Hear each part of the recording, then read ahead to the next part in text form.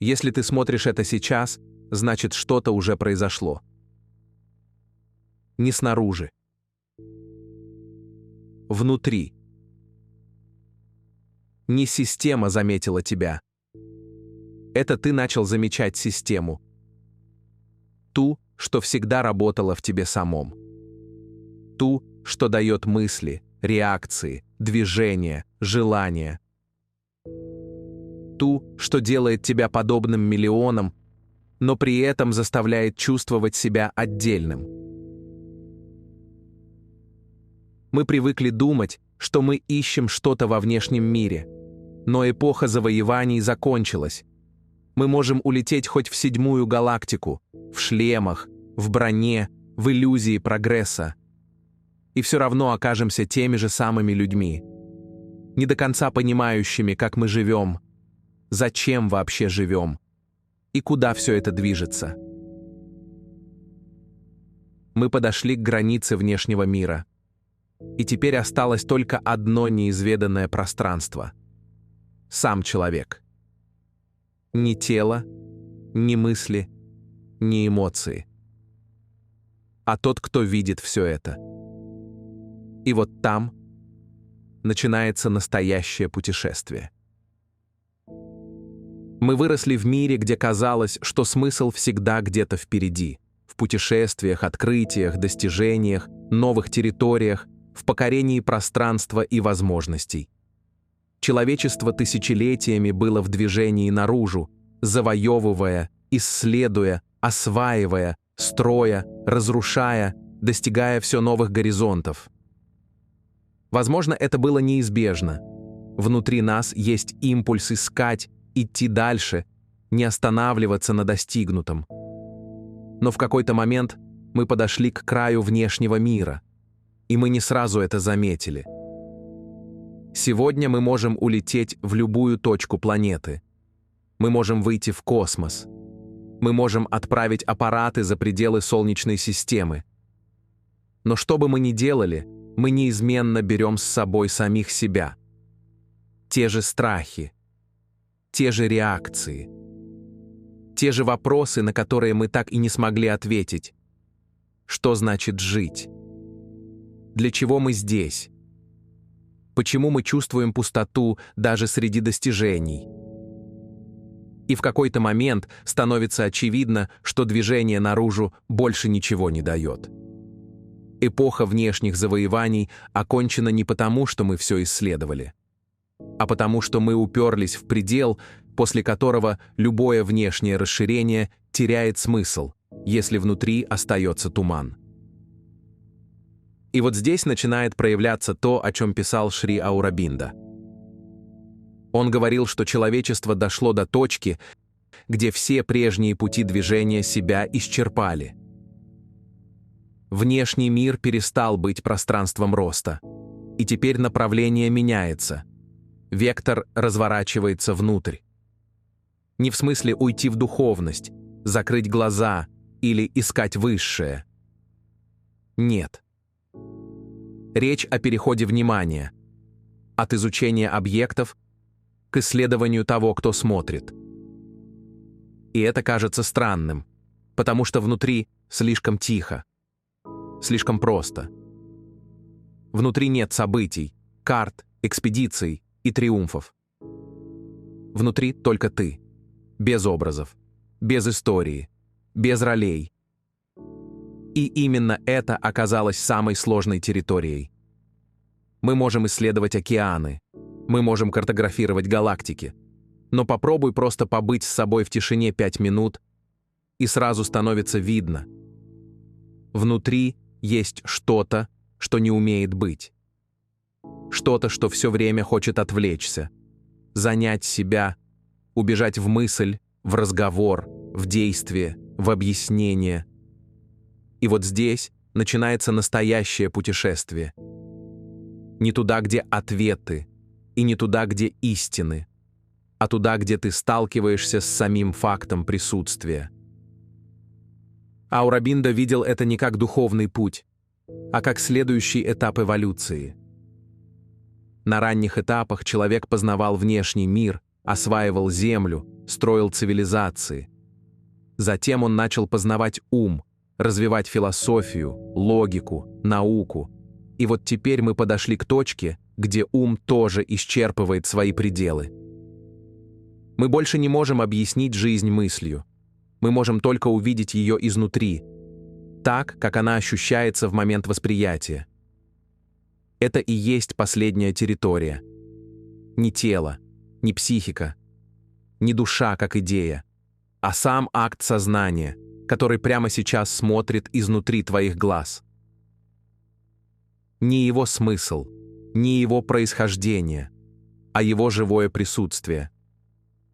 То самое, которое чувствуешь сейчас, пусть даже очень тонко, как легкую мягкость в теле, как спокойное внимание, которое ничего не хочет доказать.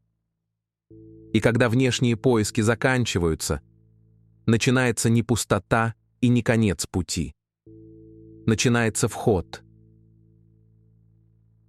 Если быть достаточно внимательным, хотя бы ненадолго, можно заметить, что внутри нас как будто есть два разных движения. Одно — привычное, шумное, суетливое, то самое, в котором мы живем, большую часть времени.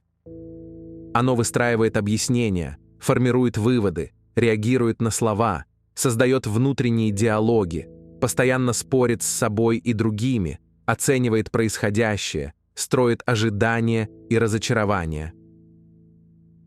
Это ум, который действует, включенный в бесконечную фабрику мыслей, где каждый момент автоматически превращается в поток комментариев, и мы годами, десятилетиями верим, что именно это и есть мы. Но если посмотреть чуть глубже, не через попытку понять, а через прямое ощущение, становится заметно, что есть и что-то другое. Тихое, наблюдающее, непривязанное. То, что просто видит происходящее, не вмешиваясь. Оно не думает, не комментирует, не оценивает. Оно просто присутствует, и его присутствие ощущается не как действие, а как пространство, в котором все остальное разворачивается. Аурабинда писал об этом очень прямо. У ума есть два слоя. Слой, который работает, и слой, который свидетельствует. И пробуждение, если убрать какие-то громкие слова, начинается именно здесь. Не с мистических переживаний, не с озарений, не с экстаза, а с простого распознавания того, что мы не являемся движением мысли. Мы — то, что замечает мысль. Но это распознавание не приходит как концепция. В концепции это звучит слишком очевидно и легко. Ну да, я же понимаю, что думаю я, и я же наблюдаю. Но проблема в том, что это понимание остается в уме, и ум тут же начинает выдавать очередную мысль. Я — сознание. Или я — наблюдатель. Превращая даже это в идею, которой можно владеть. А речь здесь не об идее. Речь о перемещении центра восприятия. О том моменте, когда ты вдруг замечаешь, что мысль — это не ты. Что эмоция — это тоже не ты. Что даже импульс отреагировать не ты. Все это просто возникает и также исчезает. А ты остаешься. Не потому, что ты решил оставаться, не потому, что ты контролируешь, не потому, что ты что-то делаешь, а потому что то, что видит, никогда не исчезает. Оно было всегда. Просто все внимание было полностью втянуто в содержание ума, в его истории и комментарии, в бесконечный внутренний монолог. И когда впервые происходит сдвиг, неважно насколько короткий, становится почти странно, как вообще все это работало раньше, как мы могли так долго жить внутри комментария о жизни вместо самой жизни, как мы могли принимать движение мыслей за себя, как могли верить, что мысль может объяснить то, что чувствует тело, как мы могли смешивать восприятие с интерпретацией. Аурабинда называл это разотождествлением сознания с умом. Он говорил, что ум — это инструмент, функция, орган восприятия и анализа, такой же, как зрение или слух. Но в какой-то момент человечество начало отождествлять себя с этим органом, считать его центром бытия. И теперь мы возвращаемся к тому, что было всегда. Мысль — это просто мысль. Она не несет истины. Она не определяет, кто ты. Она не описывает реальность. Она просто появляется и исчезает. И в этом месте возникает очень тихая ясность. «Я» — не содержание сознания, а само сознание. Но это не мысль, не вывод, не формулировка. Это узнавание, которое невозможно придумать или получить. Оно происходит естественно, как будто ты на мгновение перестаешь держаться за внутренний шум, и в этот момент все становится простым. Заметь, как это звучит. Простым, а не возвышенным. Это не осознание величия духа. Это скорее как вдруг увидеть, что окно всегда было открытым, и воздух всегда поступал, просто занавеска закрывала обзор. Фабрика мыслей продолжает работать. Она не исчезает и не должна исчезнуть. Мыслить естественно, оценивать естественно, планировать естественно. Но теперь это не центр твоего «я».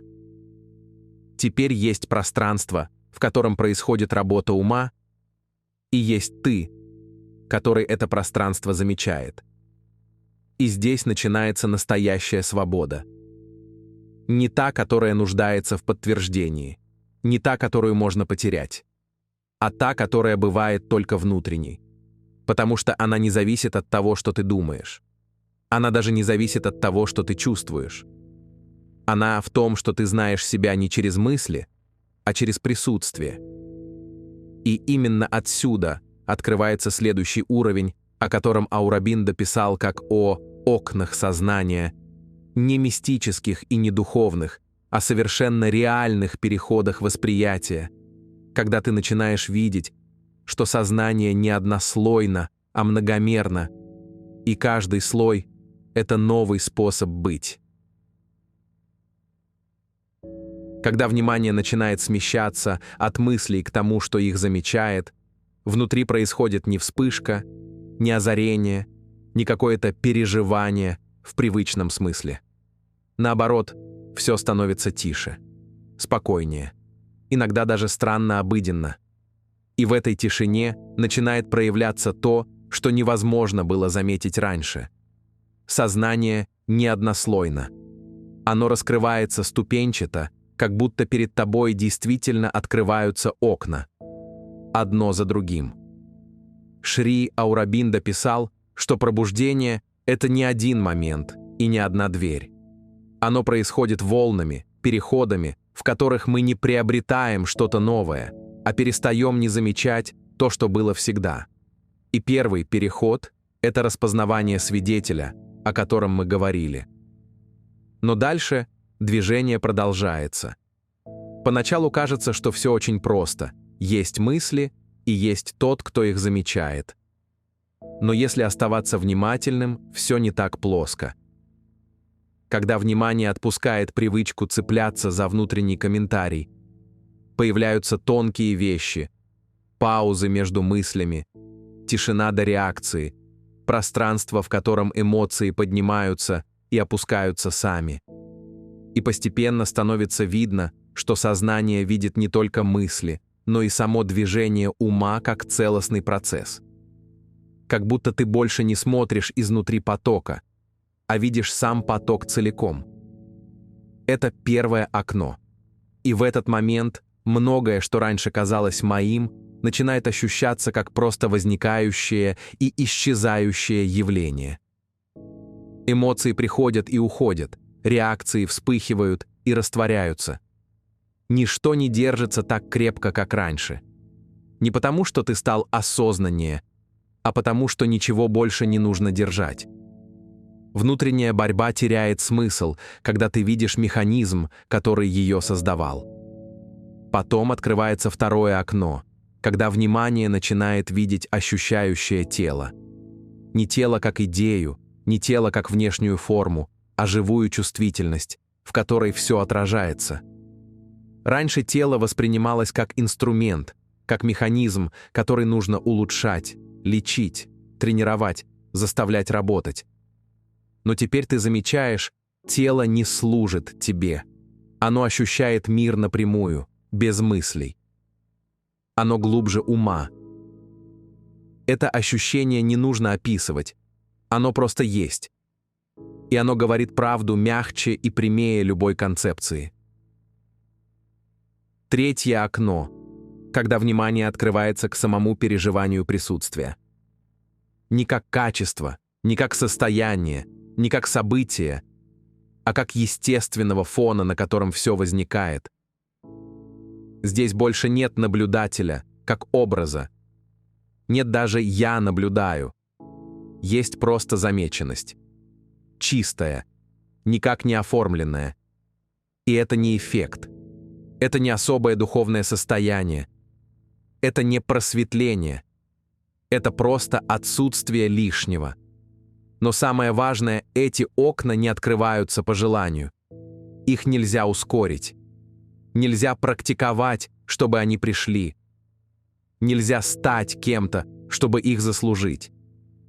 Единственное условие — не мешать. Не пытаться удержать тишину, не пытаться объяснить ее, не пытаться сделать ее нормой. Она сама знает, когда прийти, и сама знает, когда уйти. И если не вмешиваться, она возвращается. Аурабинда очень ясно говорил об этом. Изменение сознания — это не достижение, а естественное следствие внимания, которое перестало быть загипнотизированным умом. Он видел пробуждение как эволюцию, а не как подвиг. Сознание развивается ступенчато. Когда-то материя просто существовала, затем в ней появилась жизнь. Потом способность чувствовать. Потом способность думать. И теперь приходит способность видеть само мышление. То же движение идет и сейчас, просто теперь оно направлено внутрь. Мы не идем к чему-то новому. Мы возвращаемся к тому, что всегда было здесь. Это и есть третье окно. Узнавание того, что сознание никогда не было ограничено тем, что мы о нем думали. И в этот момент становится заметно еще кое-что. То, что мы называем реальностью, переживается не самими событиями, а тем, откуда мы на них смотрим. Смена взгляда, и мир меняется. Не метафорически, не психологически, а буквально. Другие смыслы, другие реакции, другая глубина, другое качество присутствия. И тогда возникает закономерный вопрос. Если сознание может так меняться, что находится за этими окнами дальше? Где заканчивается человеческое восприятие, и заканчивается ли оно вообще? Если всмотреться внимательнее в то, как мы воспринимаем мир, можно увидеть, что человек не всегда был таким, каким является сейчас. Сознание не возникло сразу целиком, оно развивалось постепенно. Когда-то жизнь существовала только как ощущение и инстинкт, и в этом состоянии нет ни вопроса, ни рефлексии, ни попытки понять. Тело живет само, реагирует само, знает само. И, если честно, мы и сейчас можем это видеть очень просто. Достаточно посмотреть на любое живое существо рядом. Да, иногда кажется, что питомцы думают, переживают, обижаются, строят свои маленькие драматургии. И в каком-то смысле так и есть. У них есть память, ожидания, желания, эмоциональный след. Но то, чего у них нет, это наблюдение за самим переживанием. Животное чувствует напрямую. Оно есть то, что ощущает. В нем нет расстояния между эмоцией и осознанием эмоции. Нет второй линии. нет того, кто глядит из глубины. Оно живет в полноте момента, и потому его боль яркая, но короткая, его радость простая, но глубокая, его присутствие естественно. Человек другой. Мы не просто чувствуем, мы замечаем, что чувствуем. Мы можем думать о том, что думаем. Мы можем переживать прошлое так, будто оно происходит сейчас.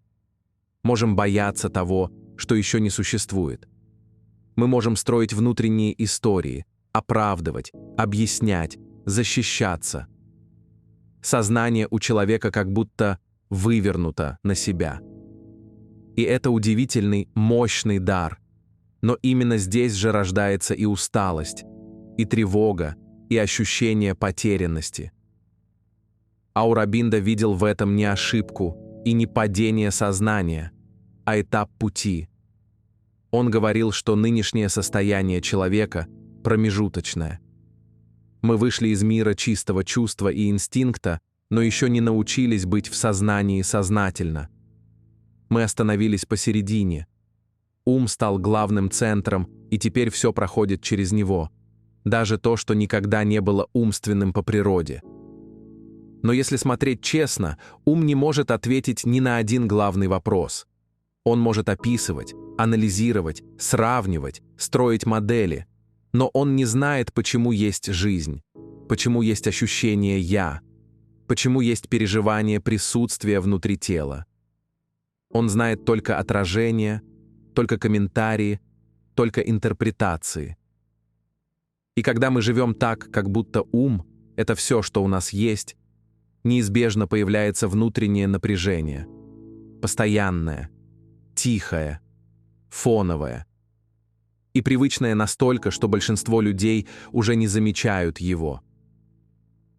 Сверхсознание, или то, что Аурабинда называл супраментальным, это не особое состояние, не просветление, не мистический опыт. Это перемещение центра восприятия еще на один шаг. Так же естественно, как когда-то ощущение стало мыслью. Если в животном первично ощущение, а в человеке мысль, то на следующем этапе первичным становится само сознание. Не как идея «я есть», не как философская концепция, а как непосредственное живое ощущение своего присутствия до мысли. Это не делает человека выше кого-то. Это не добавляет силы, власти или особой значимости. Это, наоборот, убирает все лишнее. Исчезает необходимость постоянно объяснять себя. Исчезает напряжение попытки доказать себе собственное существование. Исчезает борьба между тем, что есть, и тем, каким должно быть. Остается простое, ясное «да» этому моменту. И из этого «да» прорастает то, что раньше казалось невозможным.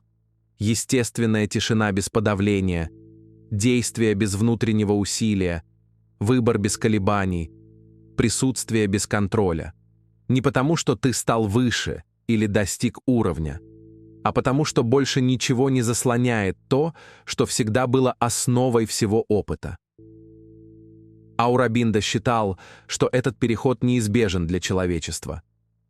Не для всех сразу, не как массовое просветление, не как эпохальное событие, а как медленное, глубокое изменение того, откуда мы смотрим.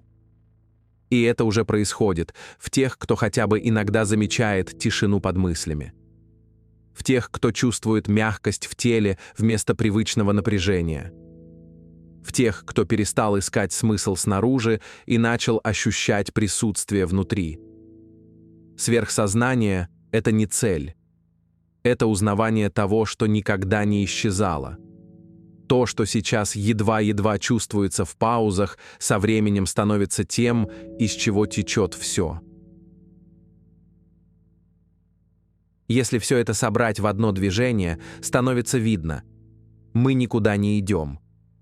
Мы ничего не добавляем и ни к чему не стремимся. Мы просто перестаем отворачиваться от того, что всегда было в центре нашего восприятия. Сознание не нужно искать.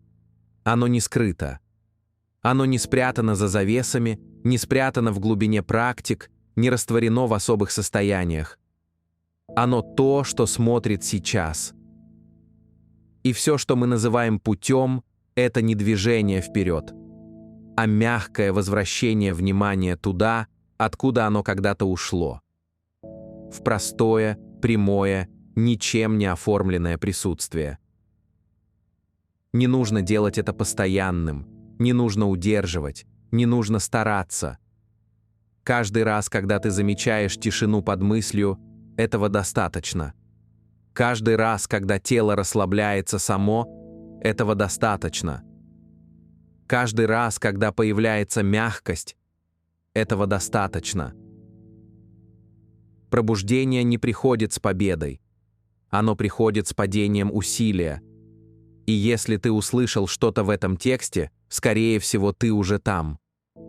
Не на последнем шаге и не на первом, а в том самом месте, где внимание начинает смотреть на самого смотрящего. Это и есть начало твоей собственной территории, самой важной из всех, что когда-либо существовали. И мы просто продолжаем идти, без спешки, без цели, без необходимости быть кем-то другим. Потому что все, что должно раскрыться, раскрывается само.